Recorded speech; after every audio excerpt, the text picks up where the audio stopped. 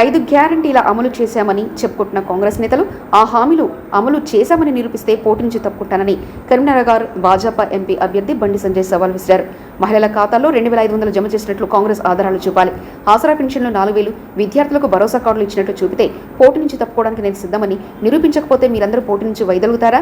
సోమవారం వరకు నిరూపిస్తే నామినేషన్ విత్డ్రా చేసుకుంటా, లేదంటే 15 స్థానాల్లో కాంగ్రెస్ పోటీ నుంచి విరమించుకుంటుందా అని బండి సంజయ్ సవాల్ విసిరారు. మళ్లించడానికి ఈ రెండు పార్టీలు కలిసి ఆడుతున్న డ్రామా, టీవీలలో బ్రేకింగ్ కోసం ప్రజల దృష్టి మళ్లించడానికి ఈ సంచలన ప్రకటనలు చేస్తూ వీళ్ళు మోసం చేస్తున్న విషయాన్ని తెలంగాణ సమాజం గుర్తుంచుకోవాల్సిన అవసరం ఉంది. ఎందుకంటే బీఆర్ఎస్ పార్టీ పోయినసారి ఇచ్చిన హామీలు నెరవేర్చకుండానే బీఆర్ఎస్ పార్టీ తీసుకపోయి బొందబెట్టినారు. ఈ పార్లమెంట్ ఎన్నికల తర్వాత కేసీఆర్ గతంలో కాళోజీ గారి మాటలు చెప్పేది, ఈ ఎన్నికల తర్వాత బీఆర్ఎస్ పార్టీని ఇక్కడ పాతాళంలోకి పరాయి కాదు, కేసీఆర్ ఇక్కడ కాబట్టి ఇక్కడ బీఆర్ఎస్ పార్టీని పాతాళంలోకి తొక్కడానికి తెలంగాణ రాష్ట్ర ప్రజలు సిద్ధంగా ఉన్నారు.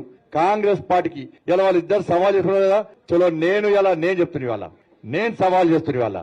ఇవాళ కాంగ్రెస్ పార్టీ ఎన్నికల ముందు కాంగ్రెస్ పార్టీ 100 రోజుల లోపల 6 గ్యారెంటీలను అమలు చేస్తామన్నారు.